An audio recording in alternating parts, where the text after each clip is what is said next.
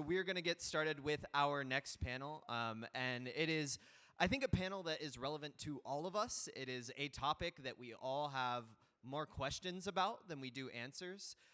It's something that I think we've all incorporated into our work to a certain extent and have questions about from an environmental, social, workforce standpoint, and I couldn't be more excited for the individuals that will be up here to talk about the subject. So our next panel, Tourism in the Age of AI, looking at opportunities, disruptions, and the future of work. We have three folks all coming in from out of state, a couple from the West Coast, so very thankful that they made the trip out here. I'm going to first start off by introducing our moderator. He is the head of tourism at Satisfi Labs. Everybody, please put your hands together for Dan Flores.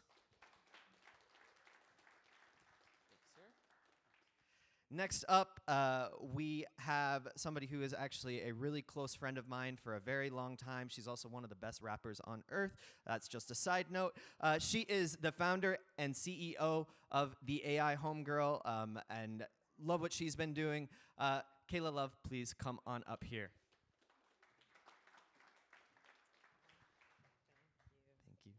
And last but not least, I'm so excited to welcome up the founder and CEO of Nexus K3.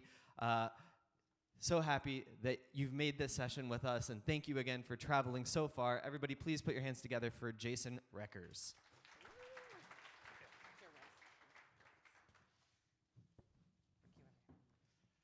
Wes, thank you very much for having us. We're really excited to have this conversation with you guys today.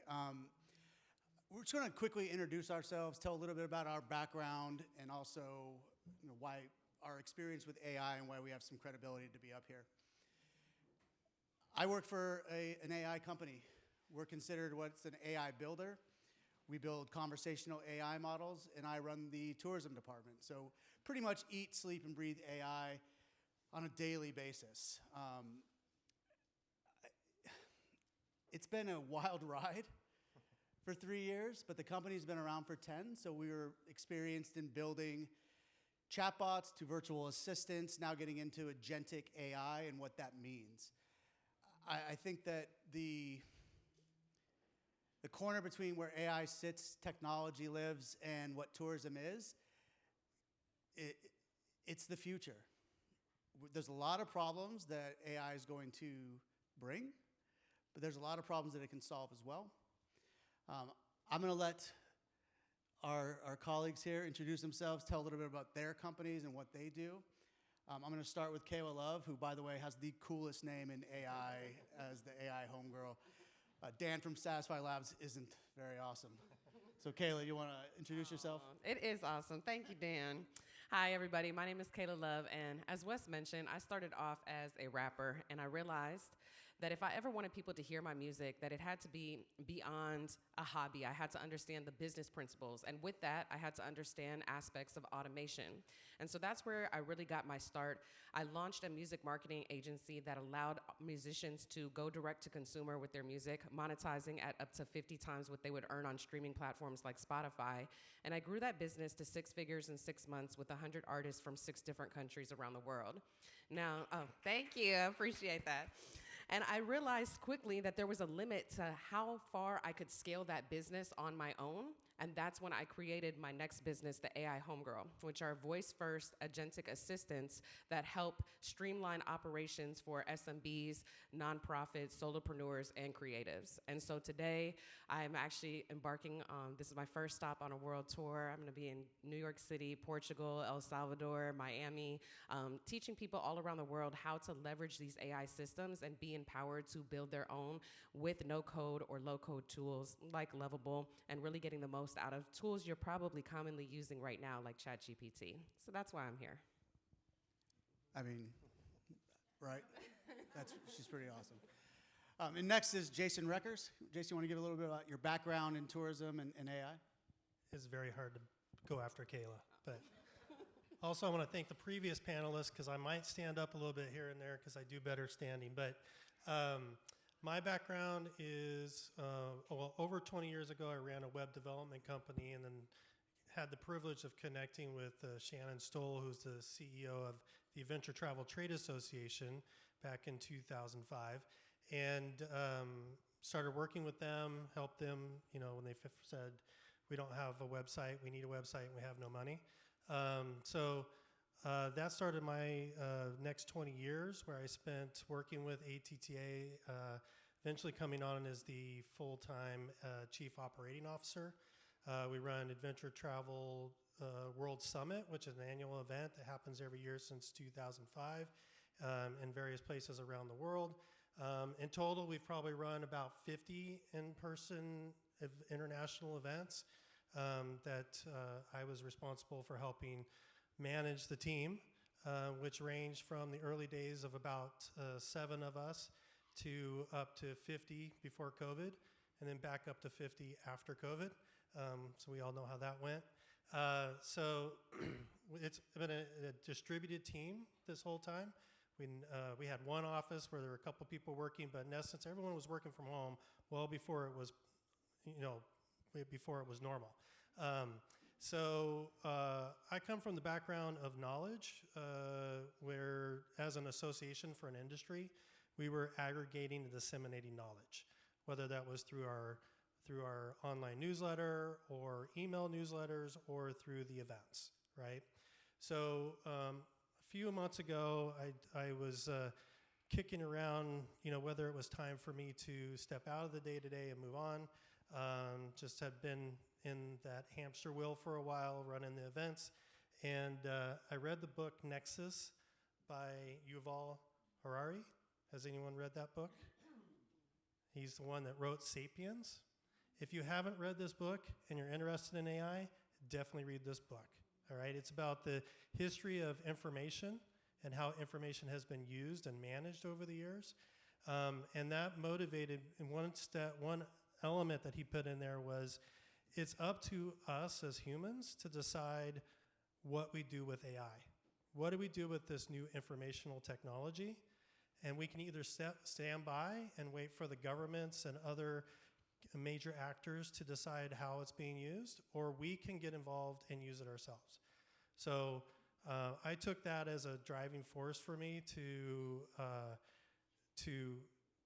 make the change with ATTA. I'm still a contractor with them, but also heading up their AI conversations with members and helping members around the world learn how to aggregate their knowledge within their organizations in order to be able to leverage it with AI. So that's where Nexus K3 comes from. It's Nexus knowledge to the power of 3. So my background is operations and knowledge, and looking at how we can leverage that knowledge to break down silos and engage in better ways with AI. That's great. I think that first I want to say that AI in nature is conversational generative AI, what we're talking about today. So at any point, if you have questions, we would love this to be interactive, let you guys really drive where the conversation goes. So throw your hands up. Wes has a microphone in the crowd, and we can just kind of riff and answer those questions as we go. All right, let's just get going. Thank you for that introduction. You guys are amazing panelists. Is AI actually transforming tourism yet, or are we still in the experimental mode? Well, when ChatGPT first came out, November 2023, before they had custom GPTs, they had something called plugins. And one of the first plugins was, I think it was Expedia, where you have this ability to have a conversation. Me, as an artist, I want to use AI to plan a tour route, right? There's airlines that are trying to save in fuel efficiency, so they're using AI to plan the most efficient routes in order to optimize that. And so now we're seeing like 700 million people are using ChatGPT on a regular basis. And so inevitably, it's becoming more powerful, one, in terms of the data that it's collecting, but two, in terms of the functionality that it's able to do. So back when it was plugins, one of the first plugins was Expedia, where I can say, hey, I want to go plan a trip for a family of 4. This is my budget. We want to do something that's maybe by the water. Can you come up with ideas for us? And it can actually give not only the recommendations, but take it a step further to an agentic side and actually book all of that itinerary for you, whether that's actually tickets to go snorkeling, whether that's hotel accommodations, whether that's plane ride tickets, right? And so I think when we look at it, it might seem very intuitive because now this is a tool that we're all using, but inevitably being able to streamline things like that where we'd have to go to multiple sites or we'd have aggregators like Expedia to show us the different itineraries and pricing matching that we can do is really helping to streamline. So those are just a couple examples of the ways that I've seen it be developed in the last 2 years. But are we really still in like the experimental frame of that, where is it being widely used, or are most people just using it right now as to help them write emails? It's people are using it in mainly ChatGPT. So I think that that's a leader where the more we see ChatGPT integrate this type of functionality, the more people will adopt it because it's in front of them. So in that sense, it's experimental. And I would agree, and I think it also how much is being used it depends on the size of the organization in the industry, right? The big players, the major players, they've got plenty of money to put into this. They are investing heavily into this. Especially the OTAs of the world, Expedias, etc. They're going to put every amount of investment into this as they can in order to capture and hold the client and get the client booking through them, right?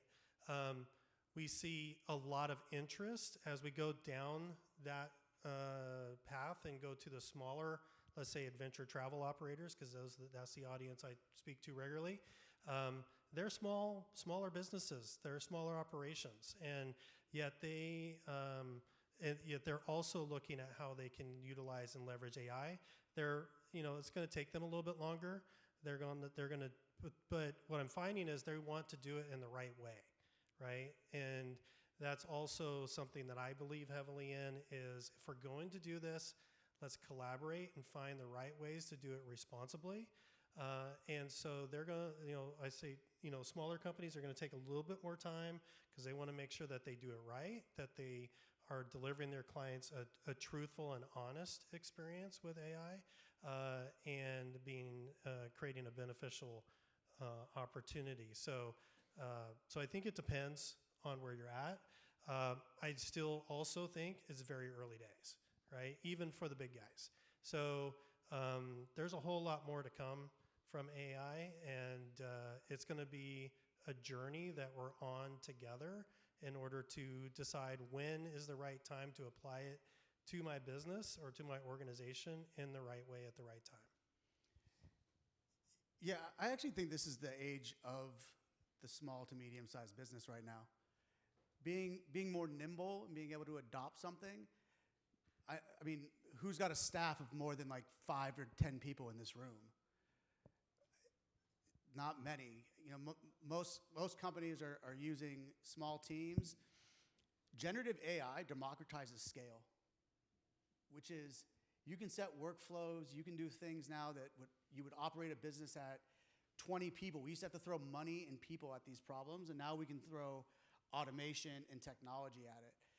Some of the big guys, what we see right now, and selfishly as a company that works with the NFL and Major League Baseball, some of these large billion-dollar entities are slower to adopt because there's so many more things that goes into what they have to do to adopt this technology, where a small business can make the decision, do it, test, and see how it goes for them.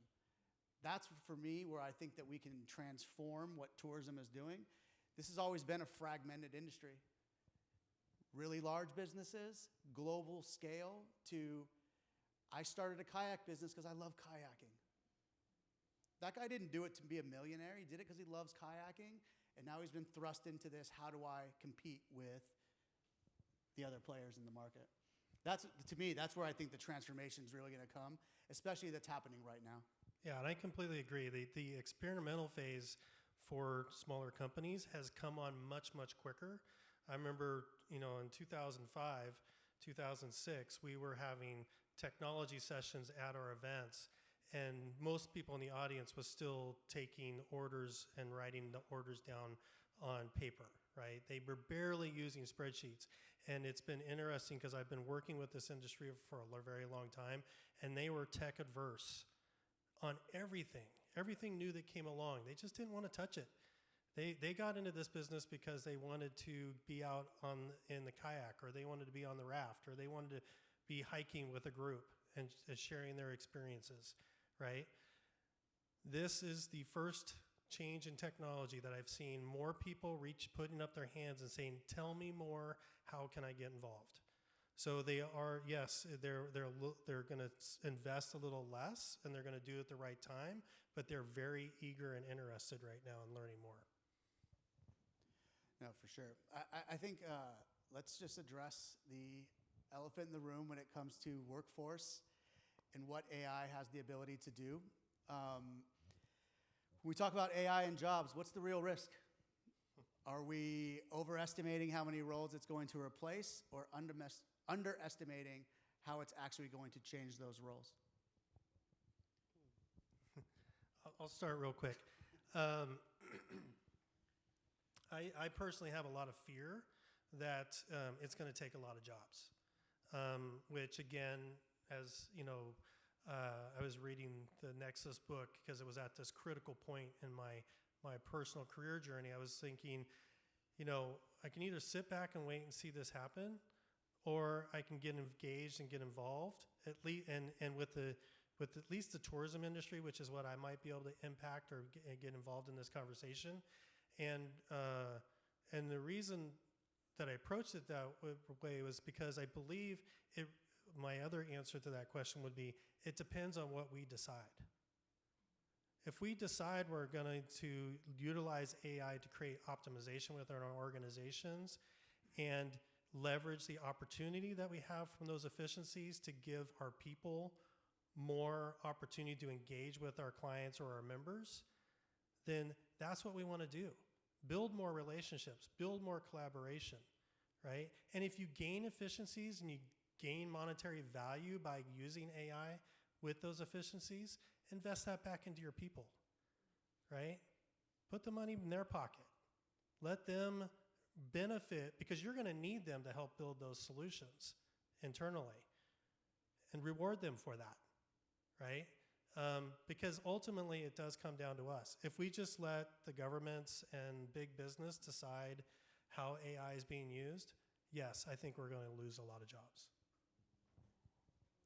Well, I'm in the San Francisco Bay Area, right in the backyard of Silicon Valley, and we see the reports all the time. Amazon laying off 60,000 people, Salesforce, all of the big tech companies that have hired these teams to develop this technology that's now replacing them. They literally have billboards that are meant to be provocative, saying, stop hiring humans. And so this is a point of contention, absolutely, because unfortunately, it is true. Many jobs will be lost, but it's also, to what Dan was speaking, it is democratizing our ability to scale and our ability to compete, our ability to take an industry and create personalized solutions, the thing that only you can build. And so that's where a lot of the hope is, because you know, the guy that once wanted to just be passionate about starting a kayak business has so many more tools at his disposal to actually take that to the next level. And maybe it won't be the next unicorn in Silicon Valley, but it can be a viable business that supports himself, his family, and his local community.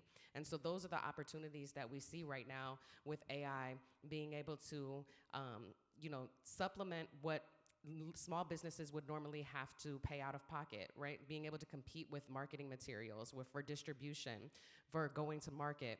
Those are things that AI can bring the cost down dramatically to at least give them a chance. But it's really important that these small businesses still have the opportunity for going to market, that first mover advantage, because he or she who owns the market is going to own the future.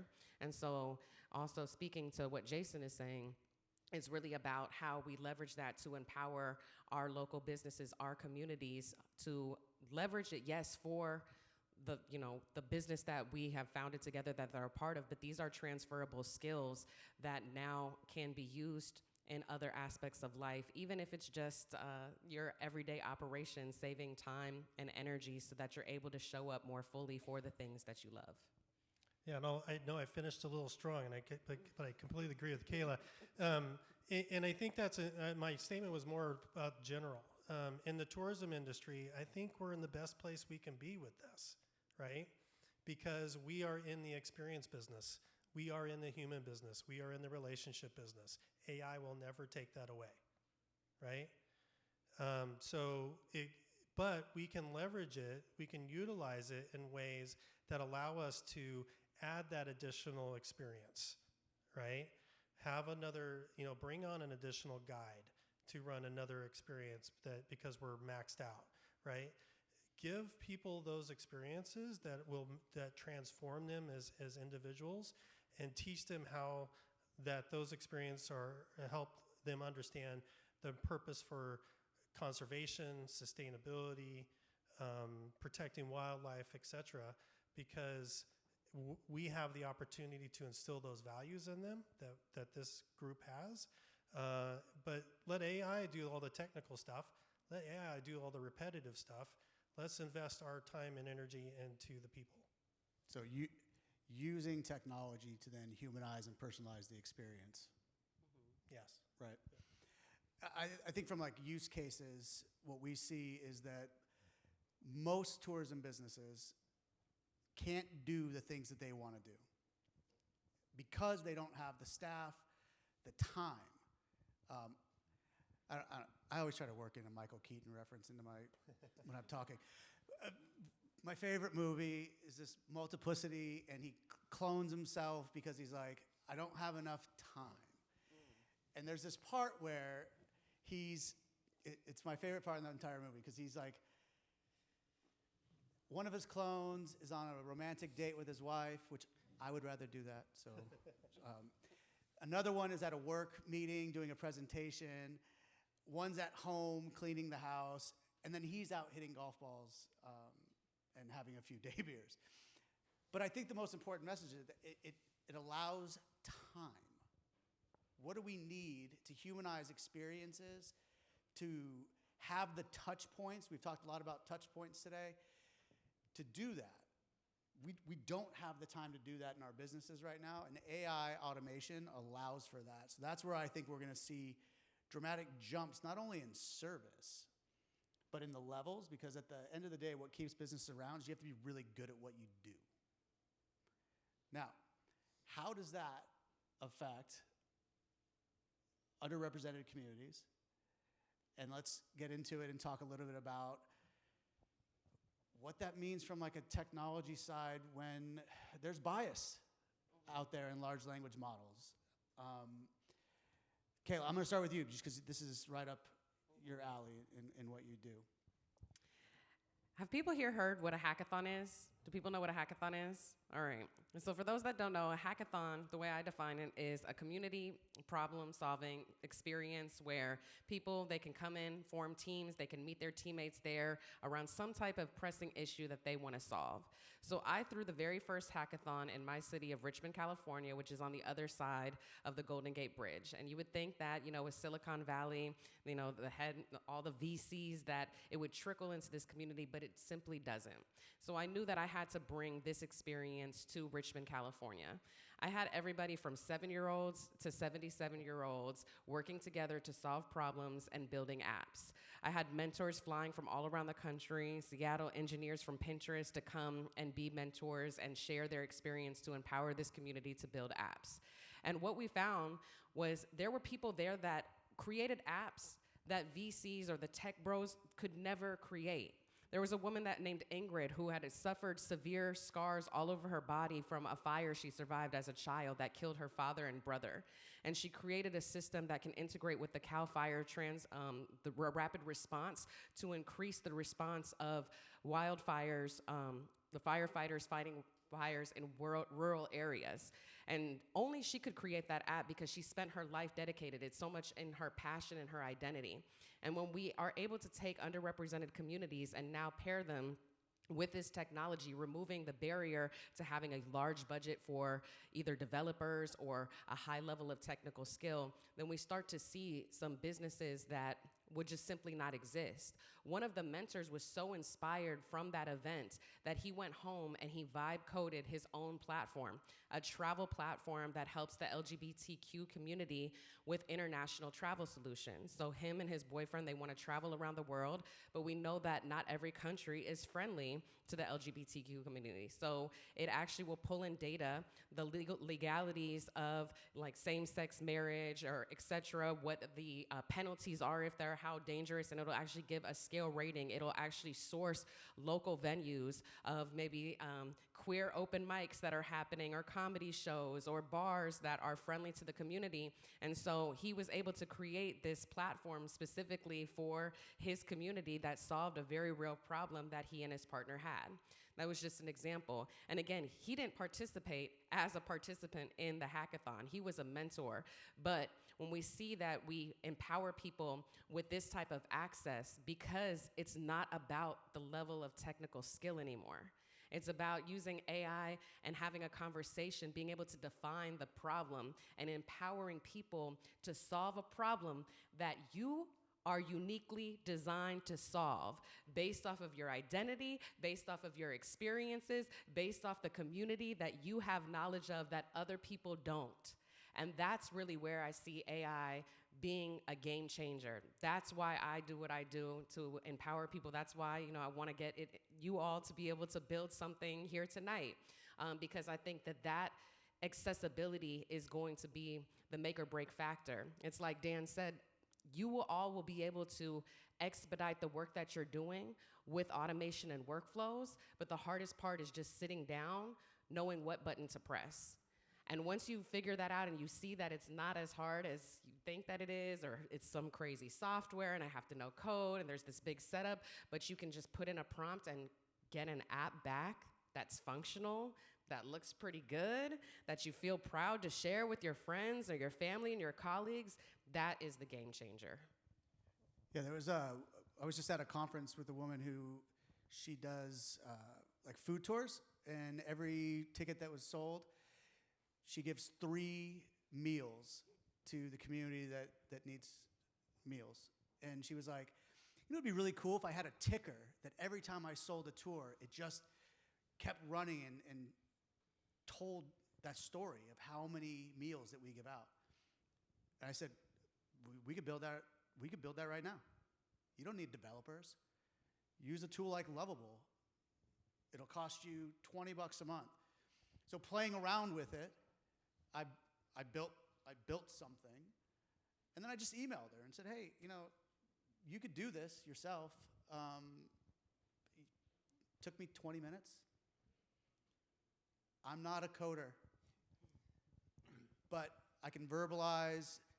It meets me where I am, how I learn, and you can develop stuff in minutes now, which is so cool. I mean, I think that drives underdeveloped communities, because you don't need to have this huge background to be able to develop something cool and start your own business now. And that's why I say, anything I can describe from my mind, I can see it. So I code and I vibe, imagination alive, I can be it. There. Jason, go ahead. That's in summary. No.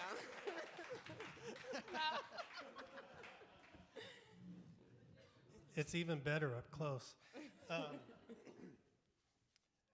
Yeah, it's hard to follow that. But expanding on that, though, is that we, with ATTA, we're a global organization, and so we work a lot with small tour operators around the world, which we call inbound suppliers. We're typically working with the outbound operators in North America and Europe, et cetera. And a number of them have come up to me and they said, how do we start to tap into the markets so that we don't have to go through the outbound tour operators? And I know the outbound tour operators don't love to hear that, but but they're asking that question. They said, can AI help me do that? And I said, definitely, right? Especially with all the translation capabilities that are built into the platform, is becoming more and more natural on a daily basis. I was talking to one operator in Chile, and I was saying, at some point, you're not only going to be able to write it in Spanish and have it exposed to your customer in the US in English, but you could probably actually start to have it tailored to a Californian, right? And maybe their particular vernacular or ways that they speak, or someone in the South or someone in the Northeast, right? In a way that helps them understand and resonate with the experience that you're trying to sell by using AI to help you do that. So it does democratize the opportunity for smaller businesses. And to Dan's point, the big companies are investing a lot, but they're only gonna be able to reach a certain point. The smaller companies and smaller organizations, you have much more growth opportunity in what you can do and how much more you can scale by utilizing AI in the right ways within your organizations. Yeah, translation, video creation. We just did a big pitch for a company in Norway, and I recorded a video of myself. I had it translated into a very specific type of Norwegian in their language. And the funny thing, I got an email back that was like, "That is amazing. I didn't know that you knew how to speak our language." And I was like, I don't. I work for an AI company. But I appreciate, that I can do that now. We used to do trainings in my prior life of going all over the world and doing trainings, how to sell certain types of products. You can do one video now and have it fit every market that you're in. Yeah. It's such a cool tool. Yeah, I want to add something to that real quick, Dan. I was participating in the AI Summit last week as a virtual event put on by Dan Christian and the Travel Trends podcast. And one of the presenters was showing a product called Guest OS, which is being used within smaller hotels for customer service. And when you call, it will identify itself as an AI bot. And so I thought that was really important. I made a note during that, in that what I loved about it was that she was building this tool to be transparent from the beginning, right? I am AI speaking to you, and I'm speaking to you in English, but if you'd like me to speak to you in Spanish or French or Portuguese, I can do that, but I am AI, right? So being transparent is gonna be important in this process. I'm going to transition this into one more question, and then we'll open it up to the floor. But with that being said, I think that brings up a real important issue of authenticity, privacy, and data security. What do you see those problems being in AI? I know, Kayla, when we spoke earlier, you had a really specific case on airlines when it came to personalizing and using data for bad. And I think this is a topic that I know comes up for me every time I talk about AI is the privacy issues, the data security. Yeah, in my first book, AI, the Bootleg Brain, I talked about the ethical considerations of AI, mainly being privacy, piracy, and bias. And in the relation to the tourism industry, there's the concept of dynamic pricing, which I think we're all familiar with. But what happens when you take dynamic pricing and pair it with the mass amount of data that AI is able to process? When you have somebody that's going to buy a ticket because their father just died, and AI knows that, and being in the capitalist society that we're in, skyrockets those prices for that particular seat. 3 times what it would be, because you know that you're gonna wanna make it out to your father's funeral, right? Those are the type of data, where data gets really scary, where we have ethical questions on what we can do and what we can't do. And so that's where, when I'm thinking about AI, and specifically responsible AI, we're not going to be able to solve for all of those problems. And that's why it comes back to being so passionate about empowering everyday people like you all, whether you have, most people in here, it sounds like you have a small to medium-sized business of like 10, 5 employees or less. And so that's it, being able to grow that business, democratizing at scale is going to be the thing that fights against the big players that are going to use the data in a nefarious way through that. That's just one example of many. And so that's why it's important to get your hands dirty with the tools, so to speak, because we have the ability, unlike any of our ancestors in human history, to shape what will happen to the future of our species. It's happening here right now. Generative AI has only been unleashed to the public for about 3 years now. And it's already had a transformative effect. But it's really here and now, the decisions that we make today, empowering ourselves and our teams to build the thing that we want to see versus the thing that we see is happening, but we feel like, oh, we're too small. It's like, okay, well, I can't even put my focus there because unlike times in history before, we actually have the tools to do something about it. We can build something. You can build something tonight that you can actually scale, that you can go to market with right away. The turnaround time has never been as fast as it is today. Yeah, and I love your point about responsible AI. I was thinking about this earlier. Here we're at a conference about responsible tourism. It's the same approach. Responsible AI is going to be the same thing. It's going to be a group of people, and there's groups of people like you all over the world having these same conversations on a regular basis about responsibility in tourism, right? We all know many people who are not here, who are in different parts of the world, having these same conversations. We'll need to do the same with AI. We'll need to be authentic. We'll need to be transparent, like the example I gave earlier, and responsible. And with that authenticity and responsibility, we'll be able to help our clients understand and trust what we're telling them. Quickly on the security point, be careful when you're working with technology providers that are providing AI solutions. Ask them the hard questions. Do not hold back. Ask them the hard questions. And definitely do your homework on how you're using ChatGPT or the others. Make sure you're setting the proper settings so that you're not feeding them information you don't want to be feeding them. Yeah. Question? I think with technology, there's always a challenge where we don't know what we don't know. So we don't know where to start. Yeah. Should I ask Gemini? What do you recommend for finding solutions that would be relevant to you, not knowing that potentially there is a technology solution that could be relevant to my challenges in my work? Yeah, I'll jump in there because this is something that when I did pretty early on when I had my aha moment about generative AI. It was around Excel spreadsheets. I hate them, literally with the passion. They take me 20 times longer than anyone that actually knows how to do it. And when I got in there and I used a tool, it did it for me. And I went, oh my, this is amazing. I never have to do an AI or an Excel spreadsheet ever again. Then what I did is I just wrote out a plan, basically a SWOT analysis of myself. And I took it to work, into personal, of what I'm good at, what I'm not good at, what I could use better at. And I just started chipping away at specific AI tools that would take my weaknesses and make them strong.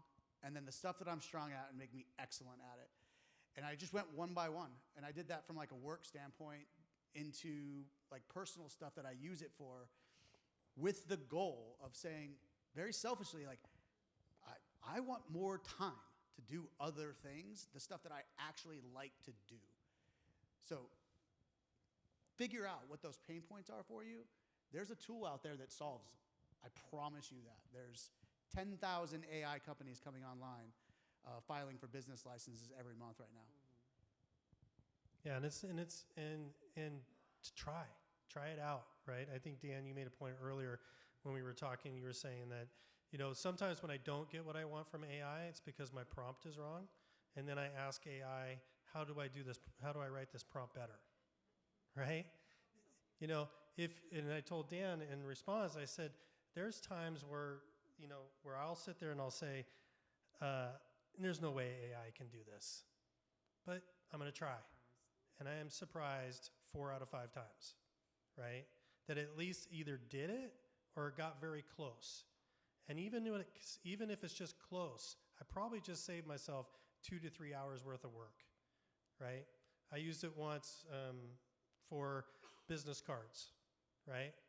And well, in fact, I'll tell another quick example. So I used it once after a conference. I took pictures of the business cards. I said, here, take these pictures and convert it into a table that I can download. Right? We also did it at the summit. We had a workshop where we had taking notes, like on the boards that we've been doing here, took pictures of each of those, fed it into AI, and transcribed it. It transcribed it into text, which then allowed me to ask questions about it, etc. So, just try it out, and you'll be surprised what you'll find. Yeah, no, that's a good point. I mean, look, you have to play around with it. Pick a couple easy use cases and then go from there. Question? I was just going to say we had a ton of hands up, so let's try and do some rapid fire questions if we can, so we can try and get to folks. Hi. Thank you for the discussion. I'm curious of your opinion about the environmental impacts of AI. A lot of the use of AI is very individualistic, so it's pretty much, what we ask a question for ourselves. And yet we know that it's a tremendous use of energy, power, and water being used in these data centers, and utility companies aren't sure of what the capacity is needed in the future. So is it actually sustainable to, promote the use of AI without any responsibility being considered at this point in time? Thank you. Many of the big companies have turned to renewable energy sources for creating the energy, but not necessarily for the energy storage, which we see is a massive upkeep when it comes to releasing the energy for it's really the cooling system. So when you hear about AI taking up a lot of water in data centers, it's because it needs to keep those systems cool. So I actually work with several energy companies like MTEL Energy USA, who have created data center ready power with non-battery powered solutions, graphene-based supercapacitors and whatnot. So there are a lot of solutions out there, but it's about getting that type of regulation, and it's also getting the big companies to adapt it when it comes to the storage. Also, when it comes to prompting, there are ways that you can prompt more sustainable.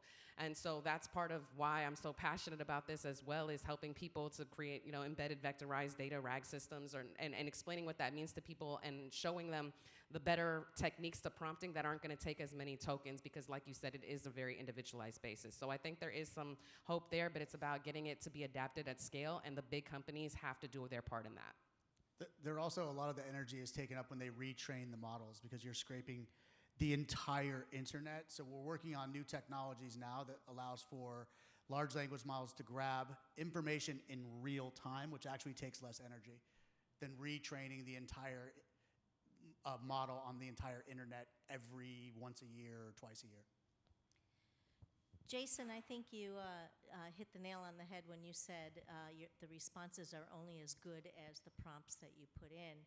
I deal a lot with outbound corporate travel incentive programs and everything, and I have a client who is just enamored with AI and will ask questions on where should we travel next, and AI will develop this beautiful itinerary that is perfect for a couple and not for 100 people that he wants to bring, and he doesn't ask the right or give the right prompts. So it can be dangerous in that sense, that it can give you somewhat false information if you don't ask the right question. Yeah, that's correct. I mean, hallucinations are real, and I'll come back to the hallucinations in a second, but to your point, yes, that's just going to happen when you're working with ChatGPT or Perplexity or the others, because they're dealing with so much, they're dealing with such a massive information. They're basically pulling from the web. What you're going to start to see, though, are companies that are building tools that are narrowing the scope and creating those prompts for you, right? Or interpreting what you're asking and then twisting that prompt to be able to ask the prompt correctly, right? The other thing we're going to start to see too is that right now we're all working with the large LLMs.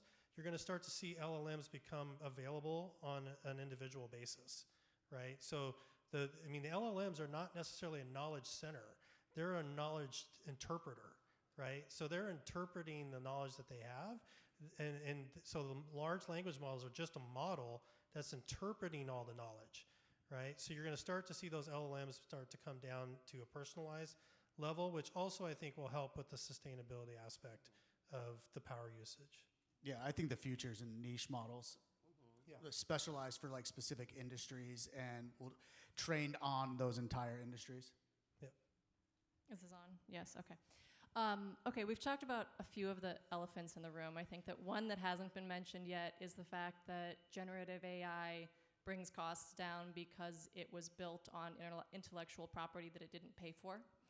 So as somebody who has been writing things on the internet for the past decade, I regularly see my work not necessarily cited, that would be a generous term, but copied and given in AI responses for people to use without sending any clicks back to my website. Which means that my website traffic is down 70% versus last year, and that means my income is also down, something like that. Which means that eventually, people like me who go out and actually talk to people and create stories and feed them into the internet to be scraped by AI are not going to be able to afford to keep doing this work if AI doesn't start paying the creators that are making it possible. So do you see anything happening there that should give me hope? Yes. Yes. Okay. I do. And I talk about this a lot. So like there's a couple things that you can do right now from like a content standpoint to make sure that you're being surfaced enough. But you're not the only one. Big players are seeing that their data is being used. And what large language models can't control is what we talked about, agency, the society's trust in large language models. And if the NFL is seeing their data being pulled without attribution models, they're going to block crawling. They're going to put crawl blockers on all of their sites. And then if AI hallucinates, we lose trust in that. So there's simple things that you can do, and I'm sure, like I've been playing around with starting to try to build them now, but like MCP servers allow actual large language model attribution models. So it'll tell you how many large language models have hit that information, because essentially, in layman's terms, it's a toll booth for your content on the website. So I don't want to get too far into the weeds, but we can talk a little bit. This is something that I've been talking about a lot lately because it's coming up more and more, and I think that that is also something that we want real-time data, right? If you post a story tomorrow and I'm using my large language model to get information, I want it to be able to grab that source, but also tell me where it got it from, tell you that I came and got it there, so that you can have monetary attribution models in the future. Yeah. Do you want to? No, go ahead. Okay. So first of all, I wanted to thank you, Jason, for talking about like how we can leverage AI to do the work that can be automated, so that we can free, humans up to kind of really, so that they can bring the most value to the work. So I really appreciate that. My question builds on the previous question about the environmental cost of AI, and I want to push it a little further.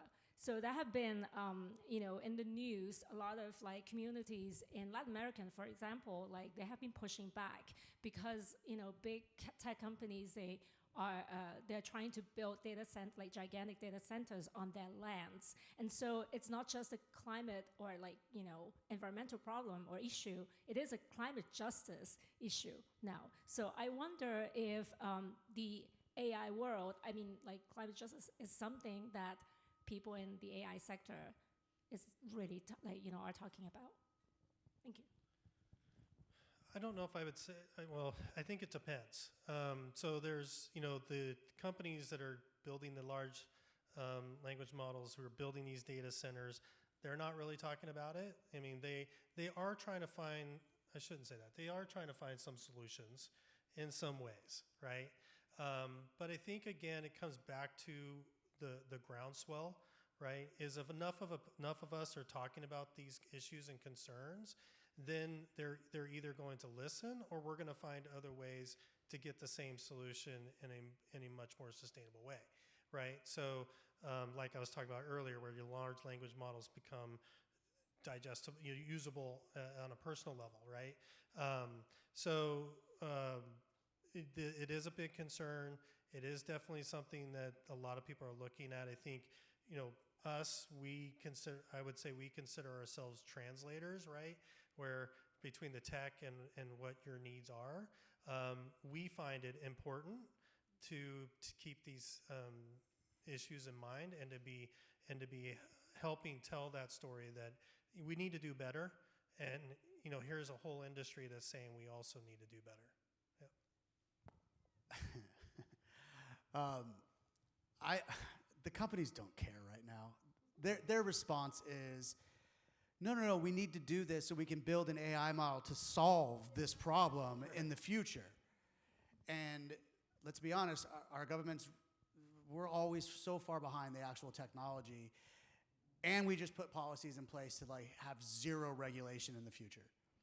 So, being honest, I don't think anyone cares. Now, I'm talking to anyone at that level. We do, but the train has left the station. These models are working. We're building companies. If you look at the top 10 most valuable companies in the world right now, they are so heavily invested in AI. This is not going away. So the only thing that we can do is just keep raising our hand and saying, what are you guys doing about this? But I'm not up here to say that AI is going to solve it. I have no clue what's going to happen. I'm not at that level. And tell you right now, there's way too much money involved for them to give two shits about it. Yeah, and That's just honesty. And I do suspect we'll see a little bit of a bust happen, where where those companies are investing so much money that eventually their shareholders are going to push back and say, no, right? So you're going to see this dip, and you're going to hear the word bust happening. That doesn't mean AI is going away. Not at all. Not like the dot-com boom. Dot-com still stayed, right? And it's a key part of every one of our businesses. So if you hear bust, don't feel like it's going away. It's not. Continue to invest in it and learn to use it. The bigger companies, I think, are going to feel a little bit of a pinch here in the coming year or two when they've spent so much money on that and maybe not getting the results their shareholders want. So there will be a little bit of a correction, but don't take that as it's going away. I think this industry and all of us should continue to invest in learning and growing and getting to know how to use it. No, you're just going to see a bust in the valuation of these companies. Yeah, exactly. You can't put $50 trillion in investments into AI companies and not have some sort of a bust. This looks a lot like the 2001-ish. Yeah. Question? Okay, so I love that you're talking about the opportunity, because I do think that AI has a lot of opportunities. So I'm coming with a negative question, and I apologize. How can we safeguard our organizations and our destinations from the irresponsible AI users? For example, one of my communities, we have a communications team. They were tracking all of the news articles, and it went from a dozen to over 100 within a couple months, and the majority are AI news that are looking for clickbait. Most of the information is incorrect. So any recommendations on how we can safeguard ourselves? Well, you're not going to be able to stop the influx of AI-generated news articles. And I think part of the bust is going to come from the fact that these models could not survive if they did not infringe upon the intellectual property, like what you were saying, of creating original human-produced content. I feel that as an artist as well. It gives no credit. It gives no compensation. That's a huge problem. Again, it comes back to every LinkedIn post that you see, every Facebook or post that it's written by me. I don't use ChatGPT for any of that. All of my songs are 100% produced by me, and some of them I won't put on the internet. I put behind a guard because I know it's just going to be scraped and be sent out, and so I use AI for other things, like instead of traditional SEO, search engine optimization, AI and optimization for being found in AI searches. So there's ways that we can leverage it and to basically be like the good actor, because you're not going to be able to stop the influx of AI slop. You can call it out, you can fact check it, and you can put yourself in a position to be the search result that's accurate and that's found. But again, it's kind of like having displaced energy, where the only thing that you can do is to safeguard it is to stand on the integrity of your work and put out the absolute best quality that you can to guard against that, because you can't control what other people are doing, especially when they're doing it at scale now. Yeah, I was just going to say there's companies that are building solutions to help protect, keep your, like for instance, I'm working with a company out of Norway, and one of the things that we're working on is the ability for businesses to have AI brains, right? So you can have your customer service brain, you can have your sales brain, blah blah blah, right? So you're taking your knowledge and you're aggregating it and you're putting it into a space that your team can use it, and that you can expose to your clients. But it's not training the LLMs. Your data is not going to them, right? It's using the large LLMs in certain ways, but it's not training them. And you can decide, is it internally only, or is it external facing, right? And to the point Dan made earlier, also that attribution model is coming. There are companies actively working on the ability to say, so Ketty can say, hey, here's I might write an article for a major magazine, and they decide how they want to put it out. But if I want to keep it protected, then I'm going to post it here in this way, and charge for for other players to have access to it. The large language models are there. It's predicting what the best possible response is based on the query that you just put in. So if I'm asking a question about your destination, there's a ton of fake news stories that you really don't want to surface. There is an algorithm in the background that actually lifts content up, and it's called EAT scores, and it's like expertise, experience, authoritativeness, and trustworthiness. I actually think we're going to be in an age in the future of really unique, well-written content spread across multiple channels is going to be the strongest way to get your information for your businesses, for your destinations out there to the large language models, which that's positive, right? Because AI writing a bunch of fake stories doesn't score high on that algorithm. They're only putting it in one medium. If you're doing content that is consistent across that score, multiple channels, AI's job is to grab it and give it to me, because that's the most predictive response that I want. That's where I think that we can actually change this narrative of oh, well, it's going to create a bunch of generic stuff over and over again. It can. But humanizing AI, we have the ability to stand out again. I think that is really important to note. And I think, real quick, I think it's important that you really think about what are you looking to, what are your outcomes? What are the outcomes you're looking for? And then you can start to step through, okay, where do I use AI? Where do I not use AI? And where do I protect myself from AI, right? So there'll be more on that, but I think, I find this time an opportunity for all companies and organizations to really take the opportunity to rethink their operations and what they do and how they do things, right? Because now you can decide, okay, we don't need that stuff anymore. This stuff in the file cabinet, these are the things that we're going to be doing. And this is how we're going to be doing it, because then you're going to be basically teaching an AI agent, your new employee, how to do this, but they're doing that repetitive task. They're not doing the relational task that you need humans to do. Everyone, thank you so much. I do want to promote that the AI Homegirl is going to be doing a vibe coding class down here. So I think we should just end on a quote. Practice is the father of learning. Lil Wayne said that. Come play around with Lovable and learn how to vibe code with Kayla tonight.